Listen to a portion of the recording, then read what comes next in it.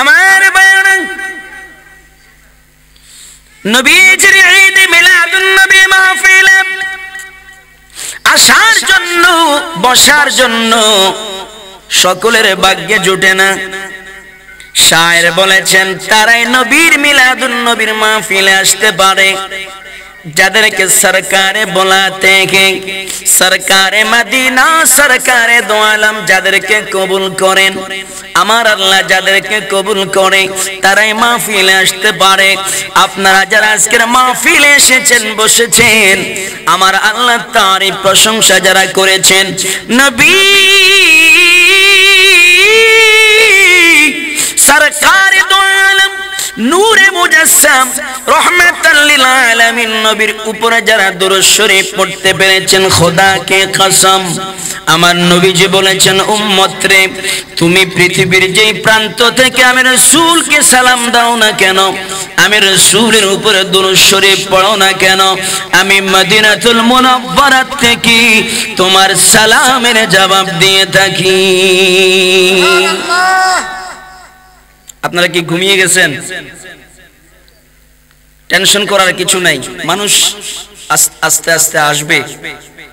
অনেকে ব্যস্ত ছিল, দিনের বেলা অনেক কাজকর্ম থাকতে পারে, আবার অনেকে এমনিতেই অলসতা করে বসে আছে।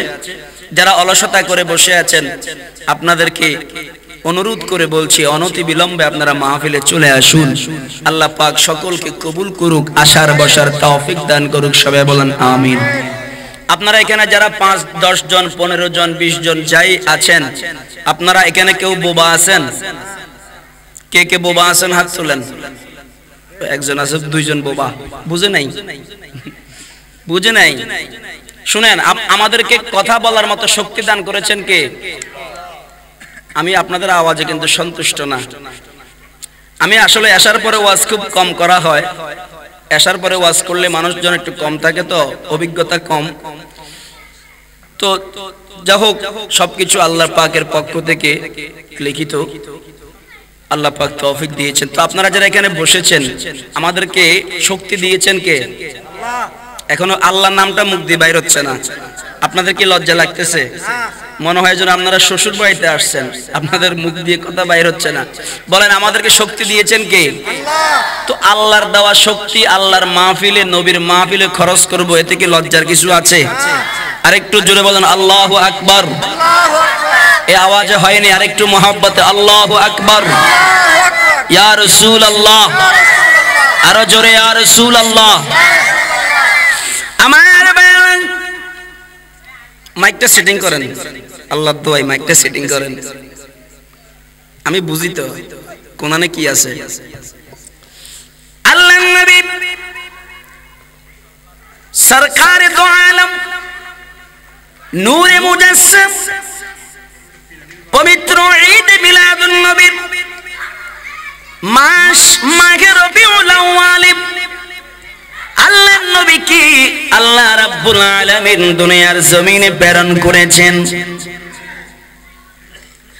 সমস্ত নবী রাসূল আদম থেকে ঈসা রূহুল্লাহ পর্যন্ত এক একজন নবী রাসূলকে আল্লাহ তাআলা এক একটি কওমের জন্য পাঠিয়েছেন। কিন্তু আল্লাহর নবী বলেছেন, কানান নাবিয়্যু ইউবাসু ইলা কওমিহি, আদম থেকে ঈসা নবী পর্যন্ত আল্লাহ তাআলা এক একজন নবীকে এক একটি কওমের জন্য, এক একটি বংশের জন্য পাঠিয়েছেন। কিন্তু আমার নবীজি বলছেন, ওয়া খাসাতান ইলান নাসি ওয়া বুইস্তু আম্মাতান, আমি রাসূলকে আমার আল্লাহ পাঠিয়েছেন গোটা বিশ্ববাসীর জন্য রহমত করে। কেমন রহমত? তাফসীর নাঈমের মধ্যে পাওয়া যায়, আল্লাহ পাক বলে, হাবিব,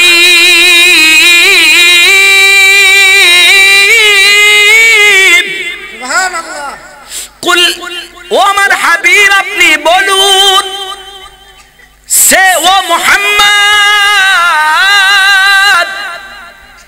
ও আমার হাবিব আপনি বলে দিন, ইয়া ইবাদিয়াল্লাযীনা আসরাফু আলা আনফুসিহিম লা তাকনাতু মির রাহমাতিল্লাহ, তোমরা আল্লাহর রহমত থেকে নৈরাশ হয় না, গাফিল হয় না, বিচ্ছিন্ন হয় না।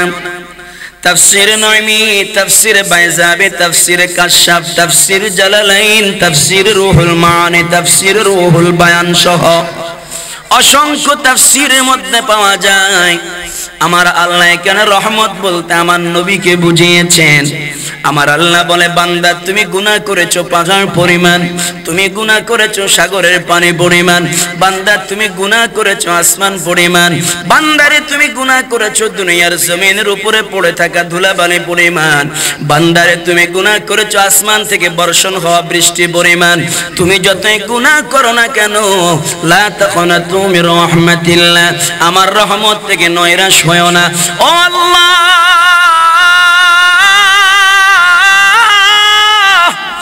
তুমি তো বলেছো লা তাকনাতু মির রাহমাতিল্লাহ, আমি আল্লাহর রহমত থেকে নৈরাশ হয়ো না, আমি আল্লাহর রহমত থেকে গাফিল হয়ো না।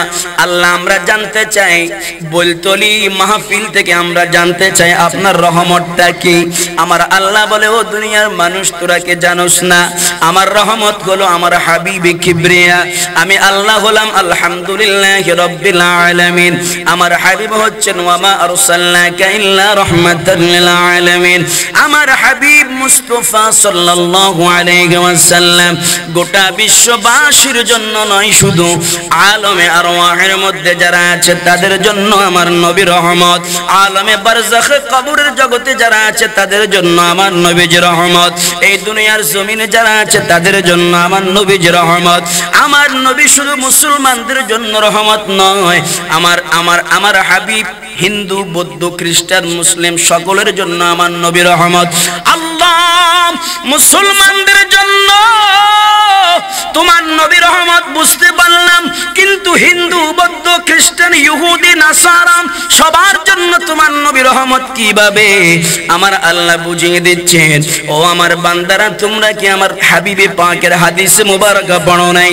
এই জন্য ইমাম বুখারী আবু আব্দুল্লাহ মুহাম্মদ ইসমাইল বিন ইব্রাহিম বিন বারদিসবা আল জামিউস সহিহুল মুসনাদুল মুখতাসারু মিন উমুরি রাসূলিল্লাহ সাল্লাল্লাহু আলাইহি ওয়াসাল্লাম ওয়া সুনানিহি ওয়া আইয়ামিহি, বুখারী শরীফের মধ্যে ইমাম বুখারী কিতাবুল ইলম নামক একটি অধ্যায় করেছেন। ওই কিতাবুল ইলম অধ্যায়ের মধ্যে ইমাম বুখারী বলেন, ক্বালা রাসূলুল্লাহ সাল্লাল্লাহু আলাইহি ওয়াসাল্লাম, মান ইউরিদিল্লাহু খায়রান ইউওয়াফিকহু ফিদ্দিন, ইন্নামা আনা কাসিমুন ওয়াল্লাহু ইউতি। আমার মদিনার নবী, কামলিওয়ালা নবী, উম্মতের কান্ডারি নবী, দুকুলের সাথী, বেতার বেতি, হায়াতুন নবী, নবী মুহাম্মদুর রাসূলুল্লাহ সাল্লাল্লাহু আলাইহি ওয়াসাল্লাম বলেন, মান ইউরিদিল্লাহু খায়রান ইউওয়াফিকহু ফিদ্দিন, আমার আল্লাহ যাকে ইচ্ছা তাকে দ্বীনের ইলম দান করেন, আমার আল্লাহ যাকে ইচ্ছা তাকে কোরআনের ইলম দান করেন, আমার আল্লাহ যাকে ইচ্ছা তাকে হাদিসের ইলম দান করেন। ইন্নামা, নিশ্চয়, আনা কাসিমুন, আমি রাসূল হলাম বন্টনকারী, ওয়াল্লাহু ইউতি, আমার আল্লাহ হলেন দাতা। দুনিয়ার মানুষ, যদি ইলম পেতে হয় আমার নবীর কাছে যেতে হবে, যদি রিজিক পেতে হয় আমার নবীর কাছে যেতে হবে। তার কারণ হলো আমার হাবিব মুস্তাফা যেদিকে যায় আমি আল্লাহ সেই দিকে যাই। জোরে বলেন সুবহানাল্লাহ। নারে তাকবীর, আল্লাহু আকবার। নারে রিসালাত, নারে গাউসিয়া, মুহাম্মদ গাউসিয়া সুন্নিয়া মাদ্রাসা। ভাইরা আমার নবী যেদিকে যায় আমার আল্লাহ সেই দিকে। এই জন্য আপনারা জানেন আসমানি কিতাব হলো 104 খানা। 104 খানা আসমানি কিতাবের মধ্যে শ্রেষ্ঠতম হলো 4টি, তাওরাত, জাবুর, ইনজিল, কোরআন। আমার আল্লাহ তাওরাত কিতাব নাজিল করলেন মুসা কালিমুল্লাহ আলাইহিস সালাতু ওয়াস সালামের উপরে। জাবুর কিতাব নাজিল করলেন, ওয়া আতাইনা দাউদা জাবুরা। আমার আল্লাহ জাবুর কিতাব নাজিল করলেন হযরতে দাউদ আলাইহিস সালাতু ওয়াস সালামের উপরে। ইনজিল কিতাব নাজিল করলেন ঈসা রূহুল্লাহর উপরে। আমার আল্লাহ বলে, ও মূসা, তুমি যদি তাওরাত কিতাব নিতে হয় তুর পাহাড়ে আসো। ও দাউদ, যদি তুমি কিতাব নিতে হয় তাড়াতাড়ি পাহাড়ে আসো। ও ঈসা রূহুল্লাহ, যদি কিতাব নিতে হয় পাহাড়ের মধ্যে আসতে হবে। পাহাড়ে এসে এসে আমি আল্লাহর সাথে কথা বলে বলে তোমরা কিতাব নিতে হবে। কিন্তু একটু চিন্তা করুন, আমি আপনি কোন নবীর উম্মত হলাম যেই নবীকে আল্লাহ কোরআন দান করেছেন? একবারও বলে নাই, হাবিব কোরআন যদি নিতে হয় পাহাড়ে আসেন। ও হাবিব, যদি কোরআন নিতে হয় জাবালে রহমতে আসেন। ও হাবিব, যদি কোরআন নিতে হয় জাবালে নূরে আসেন। একবারের জন্য আমার আল্লাহ এই কথা বলেন নাই। আমার আল্লাহ বলে, জিবরাইল রে, কোরআন নিয়ে যাবে, দেখো আমার বন্ধু কোথায় আছে। জিবরাইল বলে, আল্লাহ তোমার বন্ধু আছে মক্কায়। আল্লাহ বলে, জিবরাইল কোরআন নিয়ে মক্কায় চলে যাও। ও জিবরাইল, আমার বন্ধু কোথায় আছে? জিবরাইল বলে, আল্লাহ তোমার বন্ধু আছে মদিনায়। এই জন্য কোরআনুল কারীমের 114টি সূরার মধ্যে কিছু সূরা হলো মাক্কি আর কিছু সূরা হলো মাদানী। ও কোরআন রে, তোমার মধ্যে কিছু সূরা হলো মাক্কি আর কিছু সূরা মাদানী, এর মধ্যে কারণ কি? কোরআন জবাব দিবে। মুসা নবীকে আল্লাহ ডেকে ডেকে নিয়ে কিতাব দিয়েছেন, কিন্তু আমার নবী যেই দিকে যায় জিবরাইল কোরআন নিয়ে সেই দিকে যায়। আরো জোরে বলেন সুবহানাল্লাহ। হাবিব,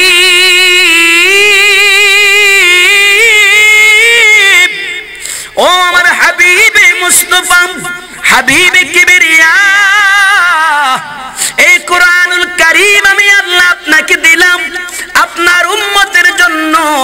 ইন্না আরাদনাল আমানাতা আলাস সামাওয়াতি ওয়াল আরদি ফাআবাইনা আন ইয়াহমিলনাহা ওয়া আশফাকনা মিনহা ওয়া হামালাহাল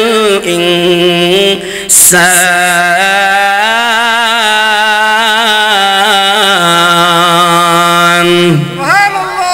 আরো জোরে বলেন বিসমিল্লাহির রহমানির রহিম। আল্লাহু আকবার। কি বলবেন? জোরে বলেন, কি বলবেন? ইন্না আরাদনাল আমানাতা আলাস সামাওয়াতি ওয়াল আরদ ওয়াল জিবালি ফাআবাইনা আন ইয়াহমিলনাহা ওয়া আশফাকনা মিনহা ওয়া হামালাহাল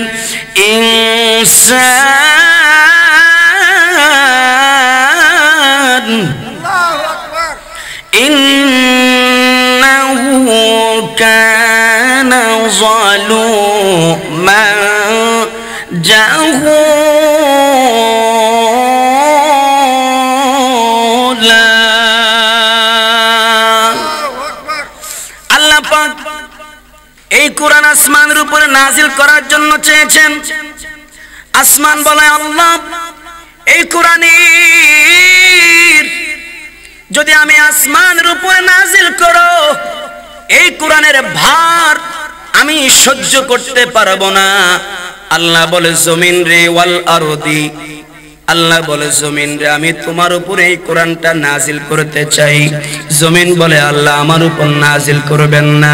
ওয়াল জিবালি, আল্লাহ বলে, পাহাড়ে, আমি তোমার উপরে কোরআন নাজিল করতে চাই। পাহাড় বলে, আল্লাহ আমি পারবো না। সর্বশেষ আমার আল্লাহ এই কোরআনুল কারীমটা নাজিল করলেন লিহিদায়াতিন নাস ওয়া হুদাল লিল মুত্তাকিন, মানব জাতির হেদায়েতের জন্য, মুত্তাকিনদের জন্য হেদায়েতের জন্য। যে নবীর পরে আর কোন নবী নাই, যে নবীর চাইতে শ্রেষ্ঠ কোন আর নবী নাই, যে নবীর চাইতে সুন্দর আর কোন নবী নাই, ওই দয়াল নবীর উপরে এই কোরআন আল্লাহ তাআলা আপনার আমার হেদায়েতের জন্য নাজিল করেছি। আমার আল্লাহ যতবার আমার আপনার নবীকে ডাক দিয়েছেন ইয়া মুহাম্মদ বলেন নাই।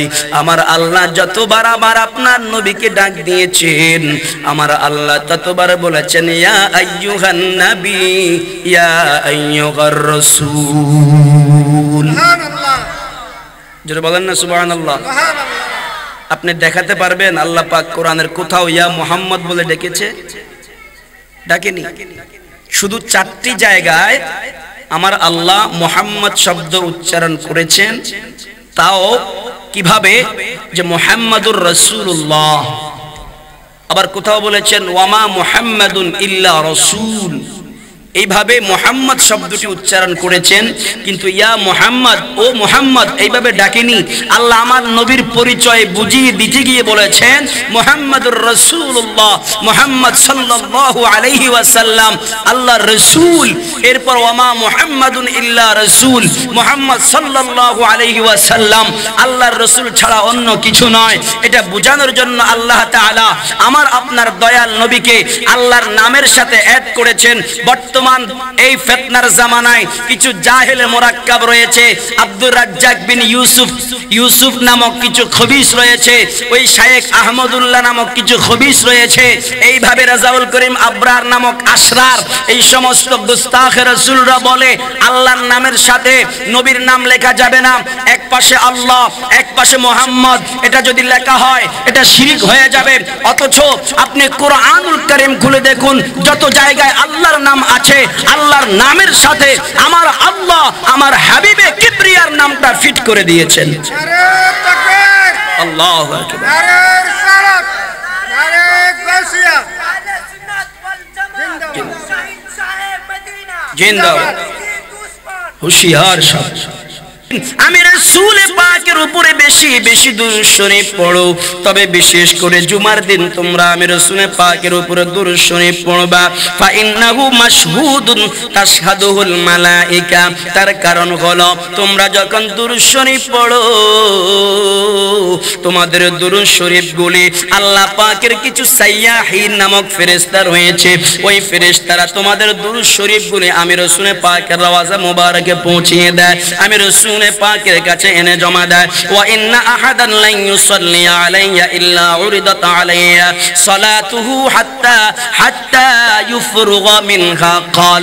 আমার রাসূল বলেছেন আমার উম্মত যখন একবার দুরূদ শরীফ পড়ে ওই সাইয়াহিন নামক ফেরেশতারা আমার উম্মতের দুরূদ শরীফগুলো আমি রাসূল পাকের কাছে এনে পৌঁছায় দেয়।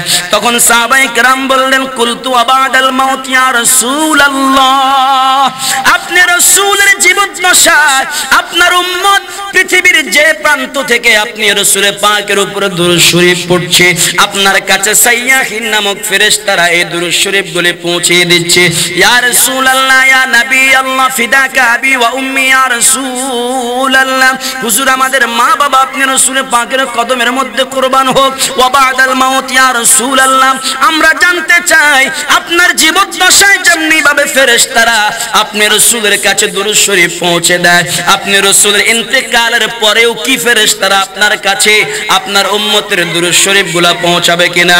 তখন আমার রাসূল বলেছেন ওয়া বাদাল মাউত, অবশ্যই অবশ্যই আমি রাসূলের ইন্তেকালের পরে ফেরেশতারা আমি রাসূলের কাছে আমার ওই উম্মতের দুরূদ শরীফগুলো পৌঁছা দিবে। তার কারণ হলো ইন্নাল্লাহা হাররামা আলাল আরদি আন তাআকুলা আজসাদাল আমবিয়া।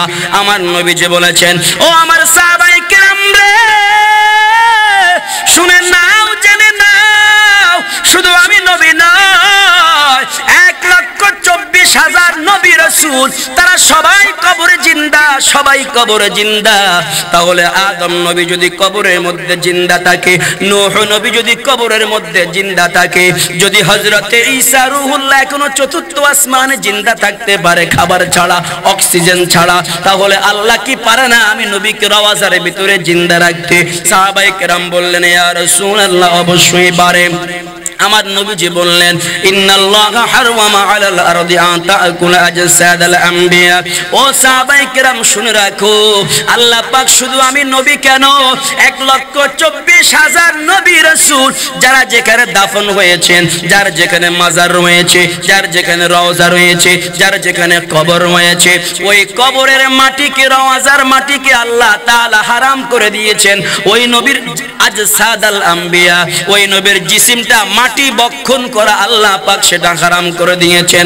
তার কারণ হলো ফানাবিউল্লাহি হাইয়ুন। আমার নবীজি বলেছেন সমস্ত নবীরা কবরের মধ্যে জীবিত আছে। শুধু সমস্ত নবীরা কবরে জীবিত নয় রে বাবা, ইউরজাকু, সমস্ত নবীরা কবরের মধ্যে আমার মায়েরা রিজিক পাচ্ছে।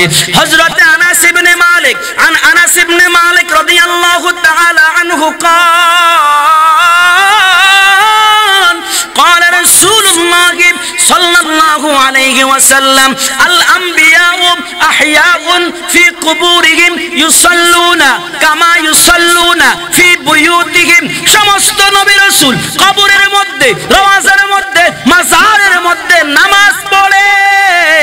কামা ইউসাল্লুনা ফি বুয়ুতিহিম, সমস্ত নবীরা দুনিয়ার জমিনে তাদের ঘরের মধ্যে যেমনি ভাবে নামাজ পড়তো, সমস্ত নবীরা কবরের ভিতরে তেমনি ভাবে নামাজ পড়তেছে। বাইরে আমার বুখারী শরীফের মধ্যে হাদিস এসেছে, আমার নবী মেরাজ যাচ্ছেন। কোথায়? মেরাজ যাচ্ছেন আমার নবীজি। হযরতে মূসা কালিমুল্লাহ আলাইহিস সালামের রওজার পাশ দিয়ে আমার নবী যাচ্ছেন। আমার নবীজি দেখতে পেয়েছেন মূসা কালিমুল্লাহ তার কবরের ভিতরে একটা লাল টিলার উপরে দাঁড়িয়ে নামাজ পড়ছেন। হুয়া কাইমুন ইউসাল্লি ফি কবরিহি, আমার নবীজি বলছেন হুয়া কাইমুন ইউসাল্লি ফি কবরিহি ওয়া মূসা কালিমুল্লাহ তার কবরের ভিতরে একটা লাল টিলার উপরে দাঁড়িয়ে নামাজ পড়ছে। আমি যখন দেখেছি মূসা কালিমুল্লাহ কবরের ভিতরে নামাজ পড়ছে, আমি রাসূল বাইতুল মুকাদ্দাসের মধ্যে চলে গেলাম। বাইতুল মুকাদ্দাসে যখন চলে গেলাম, আদম নবী সারিবদ্ধ হয়ে দাঁড়িয়ে আছে, নূহ নবী সারিবদ্ধ হয়ে দাঁড়িয়ে আছে, ঈসা রূহুল্লাহ সারিবদ্ধ হয়ে দাঁড়িয়ে আছে, ইব্রাহিম খলিলুল্লাহ সারিবদ্ধ হয়ে দাঁড়িয়ে আছে। আদম নবী চিন্তা করলেন আমি হচ্ছে সমস্ত নবীদের আগে দুনিয়ার জমিনে এসেছি, আমি হচ্ছে আদম সন্তানের বাবা, আমার নাম আদম সফিউল্লাহ, আজকে মনে হয় ইমামতিটা আমি করব। নূহ নবী বলে আজকে মনে হয় ইমামতিটা আমি করব। ইব্রাহিম খলিলুল্লাহ বলে মনে হয় আজকের ইমামতিটা আমি করব। ঈসা রূহুল্লাহ বলে মনে হয় আজকের ইমামতিটা আমি করব। মূসা কালিমুল্লাহ বলে মনে হয় আজকের ইমামতিটা আমি করব। এইভাবে করতে করতে করতে করতে আমার আল্লাহ এলান করে দিলেন, জিবরাইল রে সমস্ত নবীদেরকে এলান করে দাও, ঘোষণা করে দাও, আজকে তিনি একমাত্র ইমামতি করবেন, যিনি হচ্ছেন ইমামুল আম্বিয়া, ইমামুল মুরসালিন। জোরে বলেন সুবহানাল্লাহ। নারায়ে তাকবীর, নারায়ে রিসালাত। আমাদের উদ্বোধক মহোদয়ের আগমন, বলেন শুভেচ্ছার স্বাগতম। জনাব মোহাম্মদ মুর্শিদুল আলম সাহেব, স্বত্বাধিকারী MS মোটরস চট্টগ্রামের সম্মানিত জনাব মোহাম্মদ মুর্শিদুল আলম আজকের উদ্বোধক, তিনি চলে এসেছেন। আপনারা সবাই বলেন মারহাবা, আরো জোরে বলেন মারহাবা। এক একজন নবী চিন্তা করলেন আজকের ইমামতি মনে হয় আমি করব। আল্লাহ বলে জিবরাইল, ও জিবরাইল আমার হাবিবকে বলে দাও আজকের ইমামতি আর কেউ করবে না, শুধুমাত্র কেবলমাত্র একমাত্র আমার হাবিব কিবরিয়া ইমামতি করবেন। এই কথাটা কেন বললাম? আমার নবী হাদিসে মুবারাকার মধ্যে বলতেছেন যে মূসা কালিমুল্লাহকে আমি রাসূল দেখেছি কবরের ভিতরে নামাজ পড়তেছেন, ওই মূসা কালিমুল্লাহ আবার ওই বাইতুল মুকাদ্দাসে আমি নবীর ইক্তাদাইতু বিহাজাল ইমাম বলে আমি নবীর পিছনে নামাজ আদায় করেছি। শুধু তাই নয়, আমি রাসূল মক্কা থেকে যখন আসতেছিলাম মেরাজ করার জন্য, আমি রাসূল নিজের চোখে দেখেছি হযরতে নূহ নবী এবং হযরতে ইউনুস নবী খানায়ে কাবার চতুর্দিকে ঘুরে ঘুরে ঘুরে ঘুরে তারা বলতেছেন লাব্বাইক আল্লাহুম্মা লাব্বাইক লাব্বাইক লা শারীকা লাকা লাব্বাইক ইন্নাল হামদা ওয়ান নি'মাতা লাকা ওয়াল মুলক লা শারীকা লাক লাব্বাইক আল্লাহুম্মা লাব্বাইক লাব্বাইক লাব্বাইক বলে বলে হযরত ইউনূস হযরত নূহ আলাইহিস সালাতু ওয়াস সালাম খানায়ে কাবার চতুর্দিকে ঘুরে ঘুরে তারা তাওয়াফ করতেছেন, লাব্বাইক লাব্বাইক বলছেন। আমার নবী স্বয়ং তাদের সঙ্গে কথা বলেছেন, ও ইউনূস নবী, ও নূহ নবী, আপনারা তো আমি দুনিয়ার জমিনে আসার অনেক হাজার বছর আগে দুনিয়ার জমিন থেকে বিদায় নিয়েছেন, তাহলে আপনারা সশরীরে খানায়ে কাবা তাওয়াফ করার জন্য কিভাবে এসেছেন? বলে ইয়া রাসূলুল্লাহ, ইয়া হাবিবাল্লাহ, আল্লাহ পাক আমাদেরকে এমন ক্ষমতা দান করেছেন, আমরা ইন্তেকালের পরে মরি নাই, আমরা মরা তো দূরের কথা, আমরা নিজের কবরে কবরে নামাজ পড়ি। শুধু তাই নয়, আমরা যখন আল্লাহর কাছে প্রার্থনা করি, আল্লাহ আমরা খানায়ে কাবা তাওয়াফ করব, আল্লাহ পাক আমাদেরকে নিজ নিজ কবর থেকে যাইয়া খানায়ে কাবা তাওয়াফ করার ক্ষমতা দান করেছে।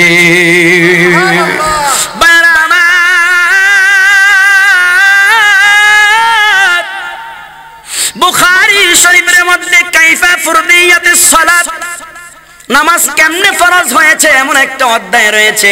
ওই অধ্যায়ের মধ্যে পাওয়া যায় হযরতে মূসা কালিমুল্লাহ আলাইহিস সালাম ষষ্ঠ আসমানে আমার নবীর সঙ্গে সাক্ষাৎ হয়ে গেল। আমার হাবিব প্রেমের খেলা খেললেন আল্লাহর সঙ্গে। কেউ বলেছেন 27 বৎসর পার হয়ে গেল, কেউ বলেছেন 90 বৎসর পার হয়ে গেল। আমার আল্লাহ এলান করলেন সুম্মা দানা ফাতাদাল্লা ফাকানা কাবা কাউসাইনি আও আদনা। আমার আল্লাহ এবং নবী এত কাছাকাছি হয়েছেন, আমার আল্লাহ এবং রাসূল দুইয়ের মাঝখানে একটা সরিষার দানা ফেলা, একটা সরিষার দানা পড়া অনেক কষ্টকর হয়ে যেত, এত কাছাকাছি হয়েছেন। আমার নবীজি আর আল্লাহ কাছাকাছি হওয়ার পরে, দিদার হওয়ার পরে আল্লাহ বলে, বন্ধু গো, আপনার উম্মতের জন্য কি নিয়ে যাবেন? আপনার উম্মতের জন্য আমি 50 ওয়াক্ত নামাজ দিয়ে দিলাম। আমার নবী 50 ওয়াক্ত নামাজ নিয়ে যখন ষষ্ঠ আসমানে আসলেন, মূসা কালিমুল্লাহ ব্রেক করলেন, ইয়া রাসূলুল্লাহ ক্ষমা চাই, মাফ করবেন হুজুর গো, আমার উম্মত অনেক দুর্বল ছিল, আমার উম্মতেরা আল্লাহর ইবাদতের মধ্যে গাফিল ছিল, কিন্তু আপনার উম্মত তো আরো বেশি গাফিল হবেন হুজুর। ইয়া রাসূলুল্লাহ আল্লাহর কাছে আবার যান হুজুর গো, আপনার উম্মত 50 ওয়াক্ত নামাজ পড়তে পারবে না। ইয়া রাসূলুল্লাহ আবার যান। আমার নবীজি আল্লাহর কাছে আবারও গেলেন, আল্লাহ আমার উম্মত দুর্বল, আমার উম্মত 50 ওয়াক্ত নামাজ পড়তে পারবে না। আল্লাহ বলে যান 5 ওয়াক্ত কমিয়ে দিলাম। নবীজি আসলেন ষষ্ঠ আসমানে, মূসা কালিমুল্লাহ বলে, ও নবীজি আবারও যান, আপনার উম্মত পারবে না। আমার নবীজি আবারও আল্লাহর দরবারে গেলেন, আমার আল্লাহ আবারও 5 ওয়াক্ত নামাজ কমিয়ে দিলেন। মূসা কালিমুল্লাহ বলে, আর এই 40 ওয়াক্ত নামাজ আপনার উম্মত পারবে না, আবার যান। এইভাবে আমার নবীজি 9 বার গিয়েছেন, 9 বারে 5 ওয়াক্ত করে 5 নং 45 ওয়াক্ত নামাজ কমিয়ে এনেছেন। এবার আমার নবীজি ষষ্ঠ আসমানের মধ্যে আসলেন, ও মূসা কালিমুল্লাহ, আল্লাহ তো জানে আমার উম্মত দুর্বল হবে, আমার উম্মত 50 ওয়াক্ত নামাজ পড়তে পারবে না। ষষ্ঠ আসমানের মধ্যে যখন তুমি মূসা কালিমুল্লাহ আমাকে বলেছ, আল্লাহ তো শুনেছে, আমি যখন আল্লাহর কাছে গিয়েছি, আমার আল্লাহ ইচ্ছা করলে একসাথে আমার আল্লাহ 45 ওয়াক্ত নামাজ কমিয়ে দিতে পারতো, কিন্তু আল্লাহ একসাথে 45 ওয়াক্ত নামাজ কমিয়ে না দিয়ে তোমার মাধ্যমে আমাকে আল্লাহর কাছে 9 বার পাঠিয়েছেন, 5 নং 45 ওয়াক্ত নামাজ কমিয়ে দিয়েছেন। এর হাকিকত কি, এর রহস্যটা কি আমাকে বলো। মূসা কালিমুল্লাহ চোখের পানি ছেড়ে দেয়, ইয়া রাসূলুল্লাহ, ইয়া হাবিবাল্লাহ, আমি আমার মনের বড় আশা ছিল, তুর পাহাড়ে যাইয়া বলেছি, রব্বি আরিনি, আল্লাহ আমাকে দেখা দাও, আল্লাহ আমি তোমাকে দেখতে চাই। আল্লাহ বলেছেন লাং তারানি ইয়া মূসা, ও মূসা তুমি আমাকে দেখতে পারবা না। আমার ভাইরা, মূসা কালিমুল্লাহ মানে না, প্রেমের খেলায় বিমূঢ় হইয়া বলে, আল্লাহ আমি তোমাকে দেখতে চাই।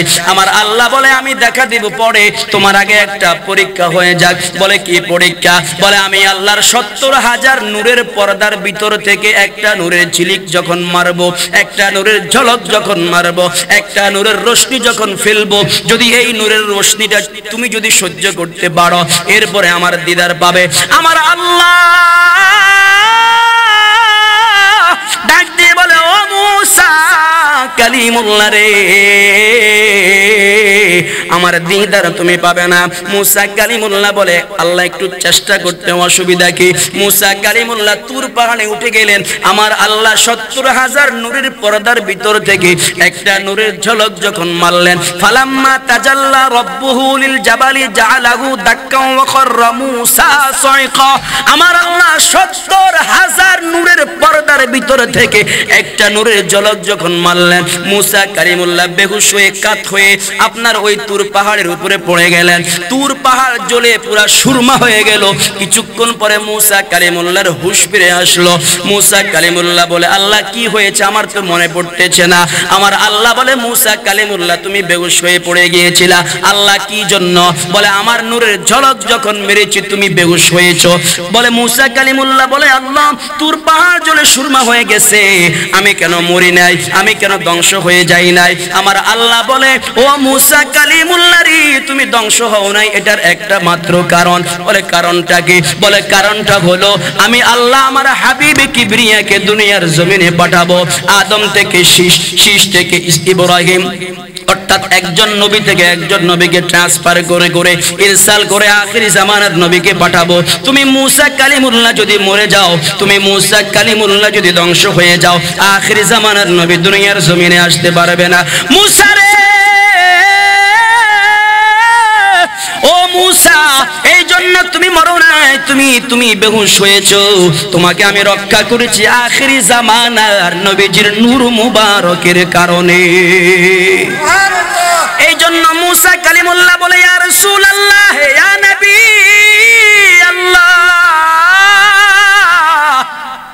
আমি যখন আল্লাহকে দেখার জন্য আবেদন করেছি আল্লাহ দেখা দেয় নাই। 70,000 নূরের পর্দার ভিতর থেকে একটা নূরের রোশনি ঝলক মারার কারণে আমি বেহুশ হয়ে গিয়েছি। এই জন্য আপনি রসুল যেহেতু বলেছেন আনা মেরাতুল্লাহ, আমি রসুল হলাম আল্লাহ দেখার আয়না।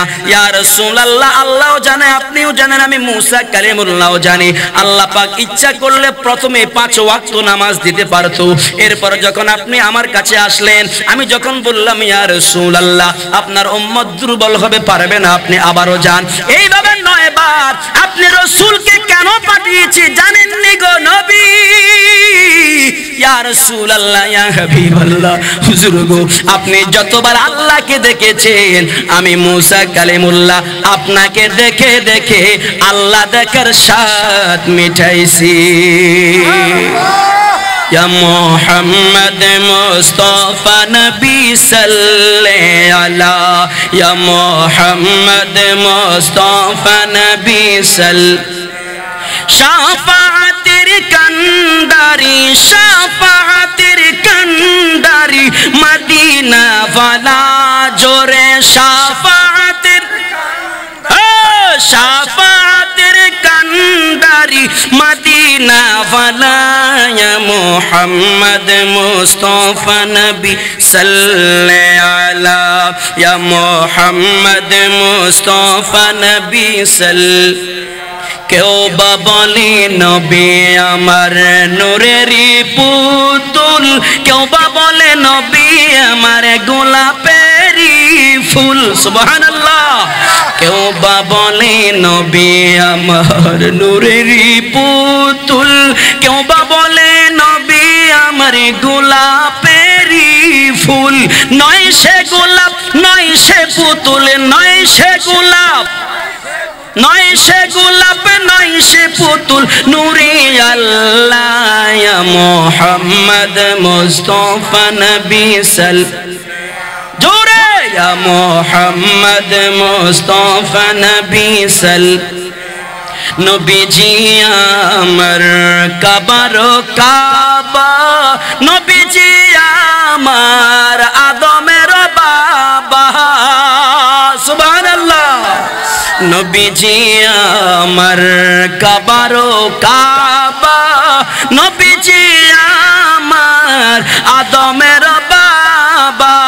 নবীজিকে মাটি বলে ও হাবি গাদা, ঠিক না?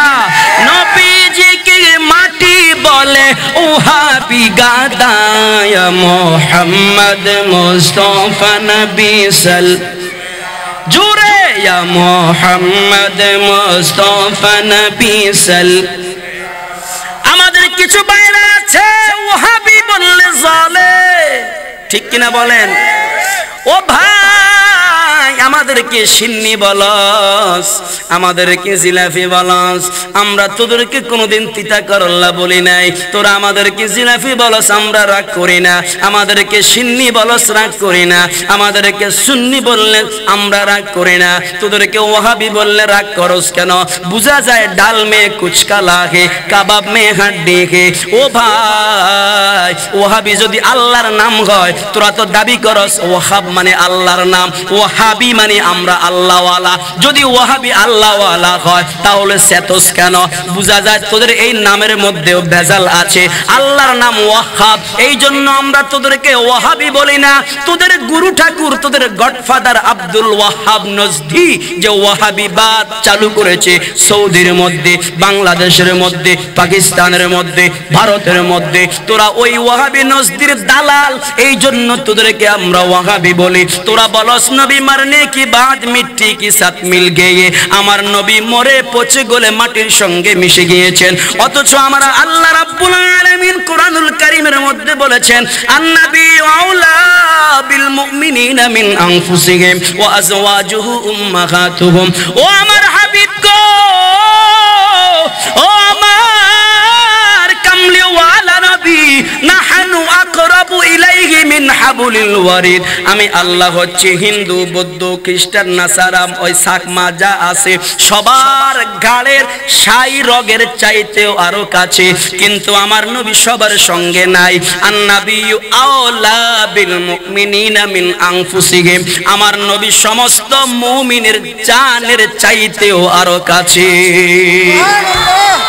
বাইরের মধ্যে এবং সুনানুল কুবরার মধ্যে, বিশেষ করে ইমাম আহমদ আল মুসনাদের মধ্যে, ইমাম আবু দাউদ আস সুনানের মধ্যে, অসংখ্য কিতাবের মধ্যে রওয়ায়াত আমার নবী বলেছেন ক্বালা রাসূলুল্লাহ সাল্লাল্লাহু আলাইহি ওয়াসাল্লাম আনা আউলা বিকুল্লি মুমিনিন বিনাফসিহি, আমি রাসূল সমস্ত মুমিনের জানের চাইতেও আরো কাছে আছি। শুধু তাই নয়, মান তারাকা দাইনান ফালাইয়া, আমার নবী বলেছেন ও আমার উম্মত রে, আমি সমস্ত মুমিনের জানের চাইতেও আরো কাছে আছি। শুধু তাই নয়, আমার উম্মত কে কি করতেছে আমি রাসূল সবকিছু জানি। আমার উম্মত যখন নামাজ পড়ে, আমার উম্মত যখন রোজা রাখে, আমার উম্মত যখন আমার উপরে দুরূদ শরীফ পড়ে, ফাহামিদুল্লাহ লাকুম, আমি তোমাদের জন্য আল্লাহর দরবারে প্রশংসা করি। আর যখন দেখি তোমরা গুনাহ করো, তোমরা ফেসবুকের মধ্যে বেগানা নারীর সঙ্গে চ্যাটিং, ডেটিং, ওয়াচিং যা আছে এগুলো যখন করো, ওই বেগানা নারীর প্রেমের মধ্যে, ফলবনের মধ্যে পড়ে যখন তোমরা শয়তানের ওয়াসওয়াসায় পড়ে জাহান্নামের দিকে যখন চলে যাচ্ছ, আমি রাসূল যখন এটা মদিনার থেকে দেখি, উম্মত রে তোর জন্য আস্তাগফিরুল্লাহ লাকুম, আমি আল্লাহর দরবারে তোর জন্য আমি ক্ষমা চাই, আমি ইস্তেগফার করি। উম্মত রে জানোস না আমি রাসূল তোর জানের চাইতেও কত নিকটে।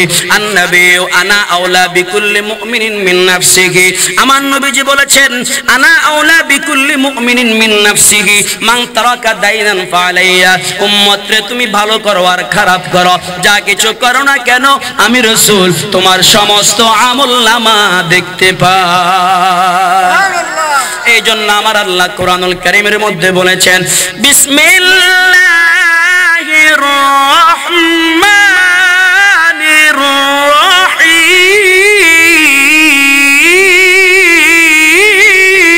সুবহানাল্লাহ, ইন্না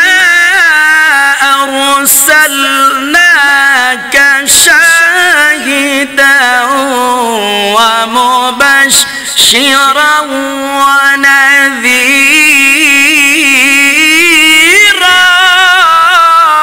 আল্লাহু আকবার, আরো জোরে। আল্লাহ পাক বলেন ও আমার বন্ধু, আমি আল্লাহ আপনাকে শাহাদাত করে সাক্ষী করে দুনিয়ার জমিনে প্রেরণ করেছি। এই শাহেদ শব্দের অর্থ হচ্ছে শাহেদ বেমানা হাজির। শাহেদ মানে হলো উপস্থিত, আমার নবী হচ্ছে উপস্থিত। এই শাহেদ শব্দটি শুহুদুন এবং শাহাদাত শব্দ থেকে নির্গত হয়েছে। এটা শাহেদ মানে উপস্থিত, হাজির। আমরা যখন জানাজার নামাজ পড়ি, মাইয়িতের জন্য একটা দোয়া পড়ি, আল্লাহুম্মা গফির লিহাইয়িনা, আল্লাহ আমাদেরকে ক্ষমা করে দাও, লিহাইয়িনা আমাদের মধ্যে যারা জীবিত আছে তাদেরকে ক্ষমা করে দাও, ওমাইয়িতিনা আমাদের মধ্যে যারা মৃত তাদেরকে ক্ষমা করে দাও, ওয়াশাহিদিনা ওয়াশাহিদিনা আমাদের মধ্যে এই জানাজায় যারা উপস্থিত আছে তাদেরকে ক্ষমা করে দাও, ওয়াগাইবিনা আমাদের মধ্যে যারা অদৃশ্য অনুপস্থিত তাদেরকে ক্ষমা করে দাও। তাহলে বোঝা যায় শাহেদ মানে হলো উপস্থিত। আমার আল্লাহ বলেন, ইয়া আইয়ুহান নাবিয়্যু ইন্না আরসালনাকা শাহিদাও ওয়া মুবাশশিরাও ওয়া নাযীরা। ও বন্ধু গো আমার, ও আমার হাবিব কিবরিয়া, আমি আল্লাহ আপনাকে সাক্ষী দাতা হিসেবে পাঠিয়েছি। আমার ভাইয়েরা, দুইজন মানুষ যদি ঝগড়া লাগে, দুইজন মানুষ মারামারি লাগলো, একজনের পিটায় আরেকজনের মাথা ফাটায়া দিছে।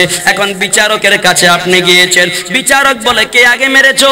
যে মাথা ফাটাইছে সে বলে আগে ও আমাকে মারছে, আর না হয় ও বলে ও আমাকে মেরেছে। বিচারক বলে তোমাদের সাক্ষী আছে রে? এখন যদি ওই একজন বলে সাক্ষী আছে, একজন আধা মানুষ, ওই আধা মানুষে দেখছে, আমার ভাইয়েরা ওই আদাইয়া যদি আইসা বিচারকের সামনে বলে আমি দেখছি হেতে এতারে মারি মাথা ফাটাইছে, বিচারকে উল্টা ওই আদায়ারে মারবো। কথা বলেন ঠিক কিনা? কথা বলেন ঠিক কিনা? বলবে এরে আদায়া কানার ঘরের কানা, তুই যেটা দেখোস নাই সেটা তুই কিভাবে সাক্ষী দিবি? তাহলে বোঝা যায় শাহেদ মানে স্বচক্ষে চর্ম চক্ষে দেখতে হবে।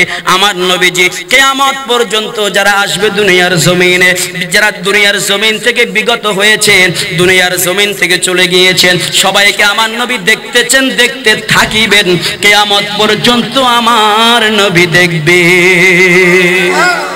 আরো জোরে আল্লাহু আকবার।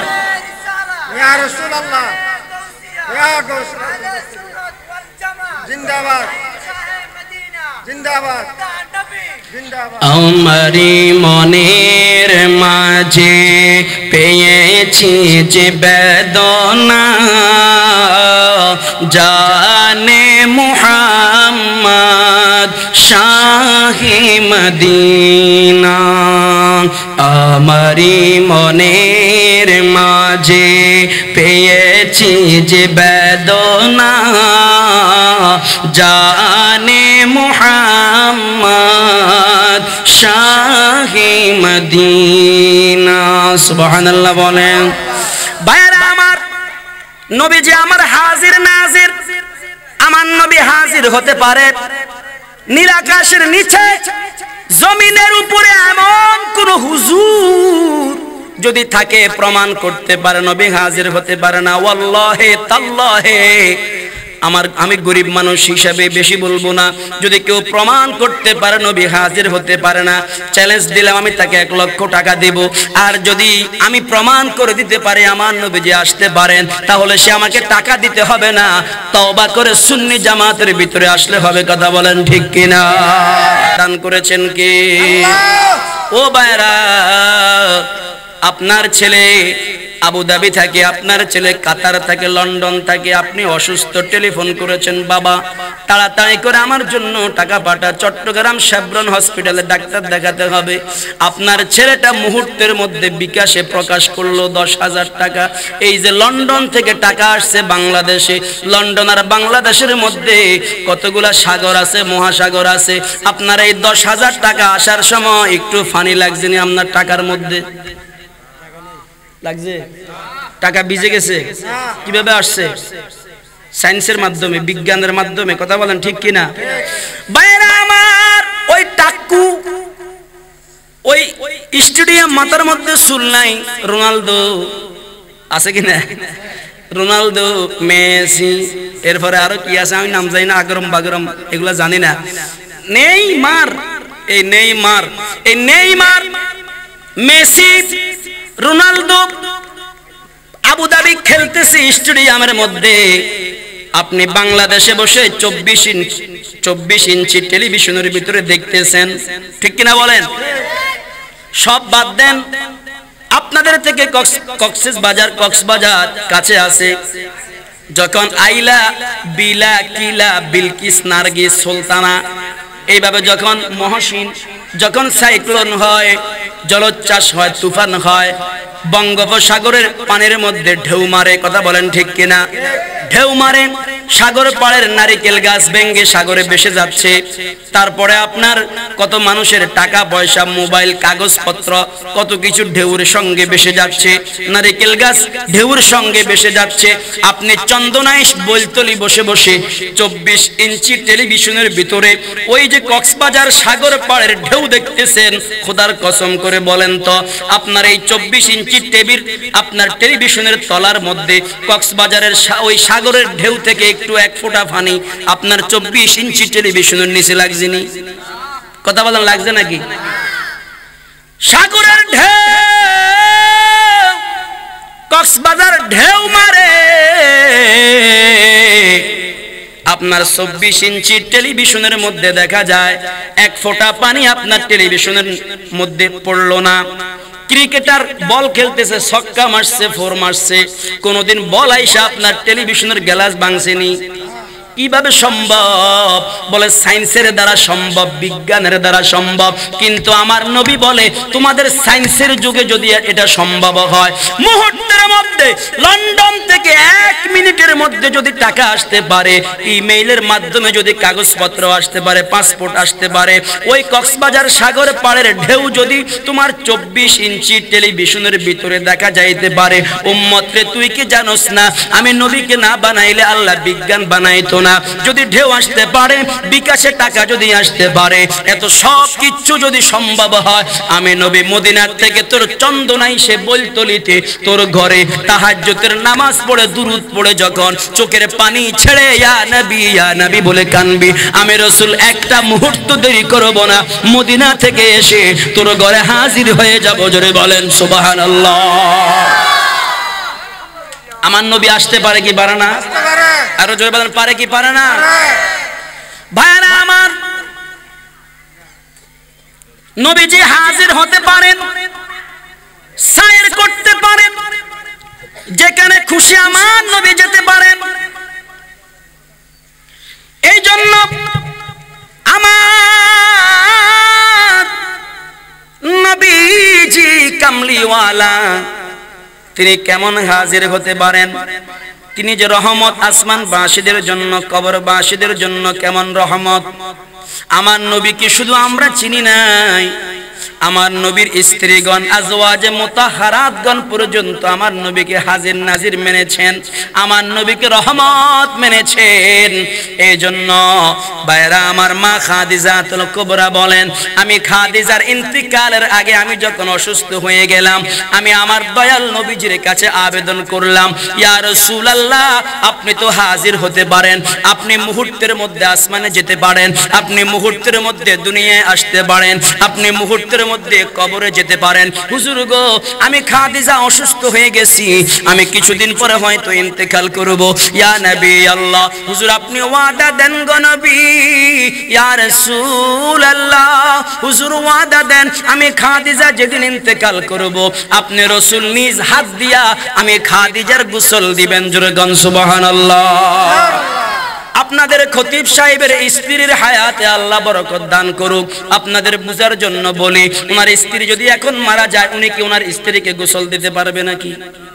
বলেন পারবে নাকি? কিন্তু আমার নবীজিকে মা খাদিজা বলেছেন, ইয়া রাসূলুল্লাহ, ইয়া হাবিবাল্লাহ, হুজুর গো, আমি খাদিজা ইন্তেকাল করলে দুনিয়ার কোন নারী দিয়া তো দূরের কথা, পুরুষ দিয়া তো দূরের কথা, দুনিয়ার কোন নারী দিয়াও আমার আপনি গোসল দিবেন না। হুজুর আপনি ওয়াদা দেন, আপনি রাসূলে পাকের নূরানি হাত মুবারকে আমি খাদিজার গোসল দিবেন কিনা? সুবহানাল্লাহ। নবীজি আমার ডাক দিয়া বললেন, খাদিজা, ও খাদিজা, আমি ওয়াদা দিলাম তুমি খাদিজা যখন ইন্তেকাল করবা, আমি রাসূল আমার নিজ হাতে তোমাকে গোসল দেব। মা খাদিজা হু হু করে ছোট্ট বাচ্চার মতো কান্দে, বলে ইয়া রাসূলুল্লাহ আরেকটা আবেদন রয়েছে আপনার চরণে। বলে কি বলো খাদিজা? বলে ইয়া রাসূলুল্লাহ আমার স্থাবর সম্পদ অস্থাবর সম্পদ, আমার যত টাকা পয়সা স্বর্ণ গহনা সবকিছু আমি খাদিজা আপনার ইসলামের জন্য কুরবান করে দিয়েছি, আপনি রাসূলের কদম তলে ঢেলে দিয়েছি। ইয়া রাসূলুল্লাহ আমি খাদিজার ইন্তেকালের পরে আপনি রাসূলের নিজ হাত দ্বারা আমাকে গোসল দিবেন, আরেকটা ওয়াদা দেন। সেই ওয়াদা হলো আমি খাদিজা ইন্তেকাল করার পরে দুনিয়ার কোনো কাপড় দিয়ে আমার দাফনের কাপন দিবেন না। হুজুর গো আপনি একটা কম্বল মুবারক গায়ে দিয়ে ঘুমাইছিলেন, আল্লাহ পাক ওই কম্বলটাকে বেশি পছন্দ করেছে। আল্লাহ বলেছে ইয়া আইয়ুহাল মুজাম্মিল, ও কম্বল ওয়ালা নবী, ইয়া রাসূলুল্লাহ ইয়া হাবিবাল্লাহ, হুজুর ওই কম্বল মুবারকটা দিয়ে আমার দাফনের কাপনের ব্যবস্থা করবেন। আমার নবীজি বললেন ঠিক আছে। খাদিজা ডাক দিয়া বলে ইয়া রাসূলুল্লাহ আরেকটা আবেদন আপনি নবীর কদমে। বলে সেই আবেদনটা কি? বলে আবেদনটা হলো ইয়া রাসূলুল্লাহ কবরে গেলে তিনটি প্রশ্ন করবে, মার রব্বুকা ওয়া মা দীনুকা মা কুনতা তাকুলু ফি হাক্কি হাদার রাজুল। ইয়া রাসূলুল্লাহ প্রথম প্রশ্ন হবে মার রব্বুকা, তোমার আল্লাহ কে?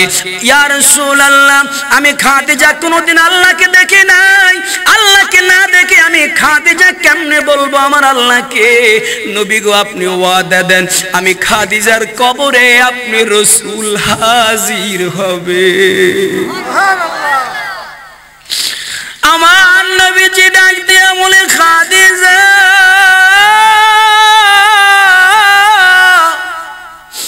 ও খাদিজা আমি রাসূল ওয়াদা দিলাম আমি রাসূল তোমার কবরের মধ্যে হাজির হব। আমার এবার খাদিজা ডাক দিয়া বলে ইয়া রাসূলুল্লাহ দ্বিতীয় আরেকটি প্রশ্ন করা হবে, হুজুর আমাকে যখন কবরস্থ করে আপনি চলে আসবে, যখন মানুষজন চলে আসবে আমাকে আরেকটা প্রশ্ন করবে ওয়া মা দীনুকা, তোমার দিন কি?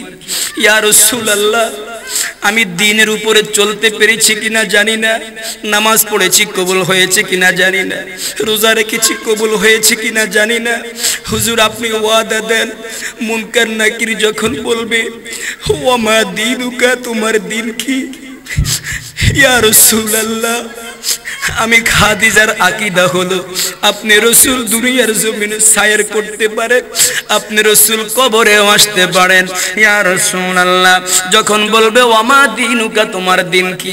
হুজুর গো মুনকার নাকিরের পক্ষ থেকে আপনি আমি খাদিজার পক্ষ থেকে মুনকার নাকিরের সওয়ালের জবাবটা দিবেন কিনা বলেন। হুজুর আরেকটা ওয়াদা দিতে হবে। বলে ওয়াদাটা কি?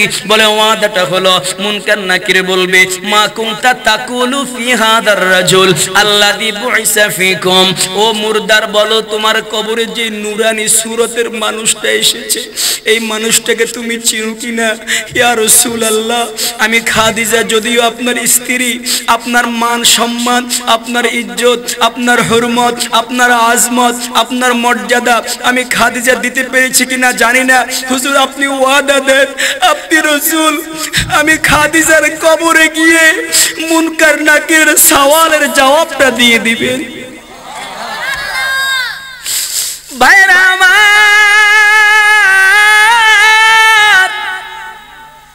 এই কথার প্রসঙ্গে আরেকটা কথা বলে যায়।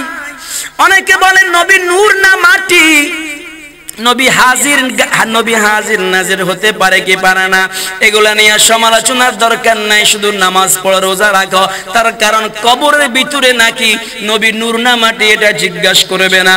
আমি বলি ও ভাই একটু ভালো করে কিতাব পড়ো।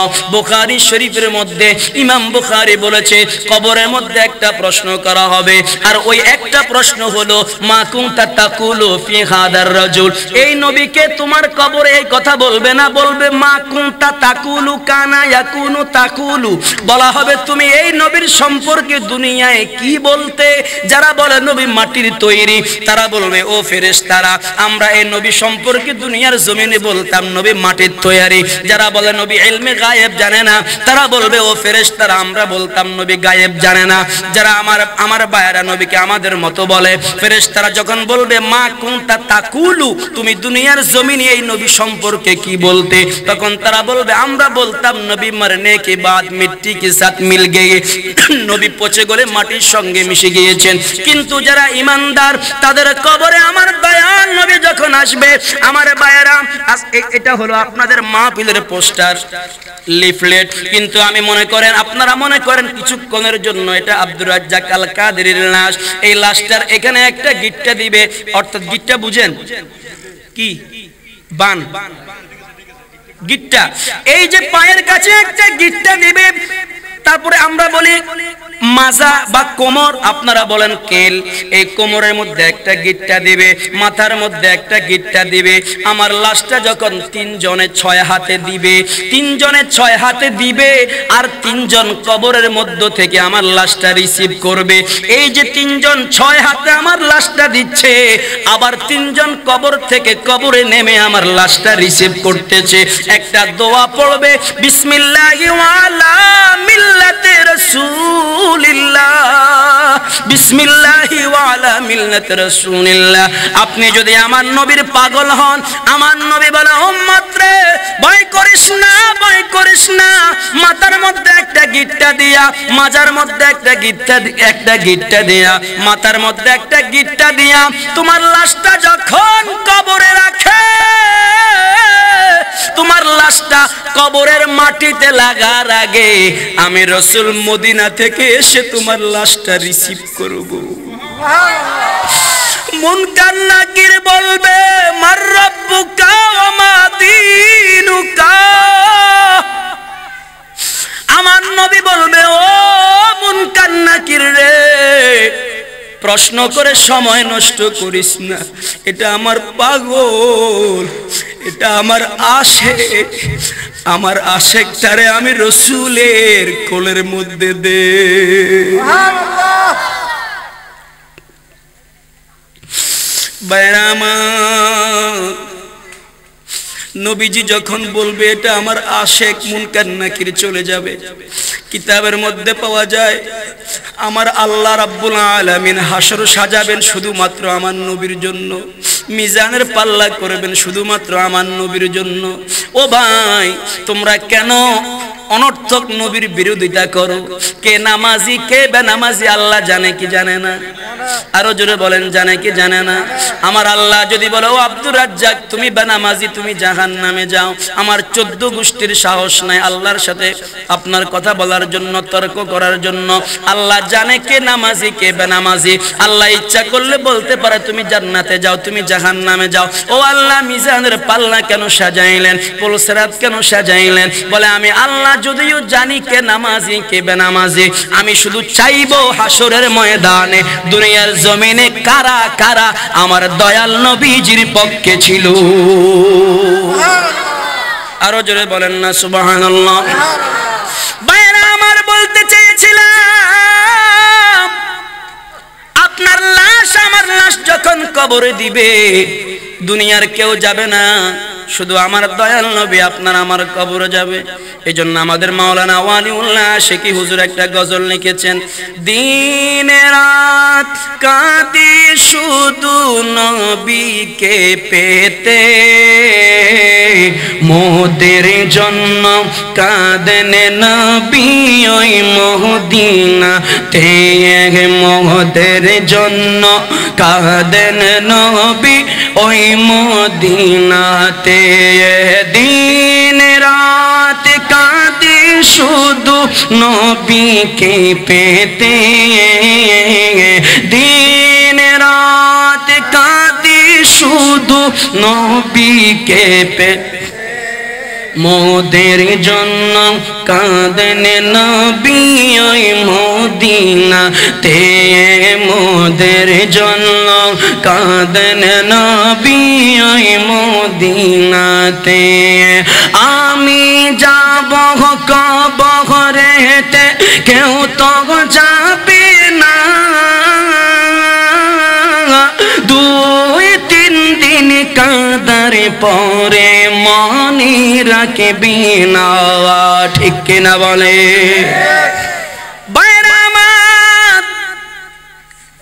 মা খাদিজা বলে ইয়া রাসূলুল্লাহ, মনে আসেনি আপনাদের? তিনটি আবেদন। একটি আবেদন হলো আপনি রাসূল নিজ হাত মোবারক দিয়া আমার গোসলটা দিবেন। আর দুই নাম্বার হলো আপনি রাসূলের কম্বল মুবারক আমি খাদিজার গায়ের মধ্যে দাফনের কাফন পরিয়ে দিবেন। তিন নাম্বার হলো কবরের মধ্যে মুনকার নাকিরের সওয়ালের জবাবগুলো আপনি দিয়ে দিবেন আমার পক্ষ থেকে। কিছুদিন পর মা খাদিজা ইন্তেকাল হয়ে গেল। আমার দয়াল নবীজি ওনার নিজ হাত মোবারক দিয়ে গোসল করাইলেন। মা খাদিজাকে গোসল দিলেন, ওই কম্বল মোবারক দিয়ে কাফন পরাইলেন। মা খাদিজার লাশটা আমার নবীজি জান্নাতুল মুআল্লার মধ্যে নিয়ে গেলেন। মা খাদিজার লাশটা জান্নাতুল মুআল্লার মধ্যে নিয়ে আমার নবীজি দাফন করলেন। দাফন করে আমার নবীজি লাঠি মুবারক, আসাই মুবারক, একটা মাথা থুতনি মুবারকের নিচে দিলেন, আর একটা মাথা খাদিজাতুল কুবরার কবরের উপরে দিলেন। আমার নবী অঝোর নয়নে কান্দে, চোখের পানি বৃষ্টির মতো বর্ষণ হচ্ছে। মুনকার নাকির মা খাদিজার কবরে যাবে এমন অবস্থায় আমার আল্লাহ নোটিশ জারি করে দিলেন, ও মুনকার নাকির রে, খবরদার খবরদার, যে কবরের উপরে আমার দয়াল নবীর চোখের পানি মুবারক পড়েছে, ওই কবরের মধ্যে কিয়ামত পর্যন্ত তোমরা মুনকার নাকির যাওয়াটা তোমাদের জন্য হারাম। আমার নবী কবরে যাওয়ার ক্ষমতা আছে কিনা বলেন? আরো জোরে বলেন, ক্ষমতা আছে কিনা? আমার ভাইরা বন্ধুরা রে, আমার নবীজি কবরে আসার ক্ষমতা আছে। আমার নবীজি নির্জনে আপনার ঘরের মধ্যে এসে আপনার সঙ্গে দিদার দেওয়ার ক্ষমতা আছে। জোরে গান সুবহানাল্লাহ। আরো জোরে বলেন না সুবহানাল্লাহ। একটু দরুদ শরীফ পড়েন, আল্লাহুম্মা সাল্লি আলা মুহাম্মাদ। নামাজ আছে কিনা? দয়াল নবীর ভালোবাসার মধ্যে রোজা আছে কিনা? দয়াল নবীর ভালোবাসার মধ্যে ফোমশেপ করা আছে কিনা? আছে। দাঁড়িয়ে রাখবেন, নবীকে ভালোবাসবেন। এই যে আপনাদের পশ্চিম বৈলতলী মোহাম্মদিয়া গাউসিয়া সুন্নিয়া মাদ্রাসা, একদিকে মাদ্রাসা তো আমার নবীজির, নবীজি বলেছেন আল মসজিদু বাইতুল্লাহ আল মাদ্রাসাতু বাইতি, মসজিদ আল্লাহর ঘর আর মাদ্রাসা আমার ঘর। এমনিতেই মাদ্রাসা আমার নবীজির ঘর, এরপরে আবার বৈলতলী মোহাম্মদিয়া গাউসিয়া, আমার নবীজির নাম মুবারক অ্যাড করা এবং গাউসে পাকের নাম অ্যাড করা। এই মাদ্রাসায় যে সমস্ত ছাত্ররা পড়ার জন্য আসে, খোদার কসম আমি আপনাদেরকে দেখাতে পারবো কিতাব প্রমাণ করে, আপনার সন্তান যখন মাদ্রাসায় এসে আউযু বিল্লাহি মিনাশ শাইতানির রাজিম বিসমিল্লাহির রহমানির রহিম বলে যখন পড়া আরম্ভ করে দেয়, যেই ছেলেটার যেই মেয়েটার মা বাবা কবরে আছে, আল্লাহ পাক মেহেরবানি করে ওই ছেলে মেয়ের মা বাবার কবরে আযাব কিয়ামত পর্যন্ত বন্ধ করে দেয়। 3 দিন পরে কয় সুবহানাল্লাহ। জোরে বলেন না সুবহানাল্লাহ। দুপুরে মনে হয় ভাত খান নাই আপনারা? ভাত খাইছেন নি? আপনারা বুঝছেন মনে হয় আমি কি বলতে চাচ্ছি। শুনেন, এই মাদ্রাসাকে মহব্বত করা মানে আমার নবীকে মহব্বত করা, ঠিক কিনা বলেন? আরো জোরে বলেন ঠিক কিনা? মাদ্রাসার ছাত্ররা যখন মাদ্রাসায় পড়ার জন্য আসে, তখন ফেরেশতারা তাদের নিজের ডানাগুলি ওই মাদ্রাসার ছাত্রদের পায়ের নিচে বিছিয়ে দেয়। সুবহানাল্লাহ। একটা হাদিস বলে আমার আলোচনা শেষ করি, এরপর আপনাদের সাথে কিছু কথা আছে, প্রাইভেট কথা। হাদিস শরীফে আছে, হযরত আবু হুরায়রা রাদিয়াল্লাহু তাআলা আনহু বলেছেন, ইযা মাতাল ইনসানু ইনকাতা আনহু আমালুহু ইল্লা মিন সালাসাতিন ইল্লা মিন সাদাকাতিন জারিয়াতিন। আমি যখন মরে যাব, এখন যদি মারা যায়, আমার সাজ্জাদ ভাই আমার লাশটা গাড়িতে করে চাঁদপুর পাঠাবে, পাঠাবে কিনা? পাঠাবে। আমার মরার পরে আমার সমস্ত আমলের দরজা বন্ধ, কিন্তু তিনটা দরজা খোলা থাকবে। একটা হচ্ছে সাদাকাতিন জারিয়াতিন, সদকায়ে জারিয়া। এই যে মাদ্রাসা দান করে যাচ্ছেন, মসজিদে দান করে যাচ্ছেন, কিয়ামত পর্যন্ত আপনার কবরে এই সওয়াবগুলি পৌঁছতে থাকবে। জোরে বলেন সুবহানাল্লাহ। আরেকটা হলো আও ইলমিন ইউনতাফাউ বিহি, উপকারী ইলম আপনার কবরের মধ্যে যাবে। আরেকটা হলো আও ওয়ালাদিন সালিহিন, নেক সন্তান আপনার কবরের আপনার জন্য দোয়া করলে, আপনার জন্য সদকা করলে আপনার কবরের মধ্যে সওয়াবগুলি পৌঁছবে। এখানে যারা উপস্থিত আছেন, আপনাদের অনেকের মা নাই, অনেকের বাবা নাই, কারো বাপ মা মরেছে 5 বছর, কারো বাপ মা মরেছে 10 বছর হয়ে গেছে। এই 5 বছরে 10 বছরে আপনার মা বাবা থাকলে হয়তো লক্ষ লক্ষ টাকা আপনার মা বাবার জন্য খরচ করা লাগতো। এখন আপনার মা বাবার এই ইসালে সওয়াবের জন্য, মা বাবার কবরকে জান্নাত বানানোর জন্য, এই মাদ্রাসার জন্য আমি সর্বপ্রথম দেখতে চাই, আপনি প্রয়োজনে 2 মাস পরে দেন, 1 মাস পরে দেন, কোনো অসুবিধা নাই।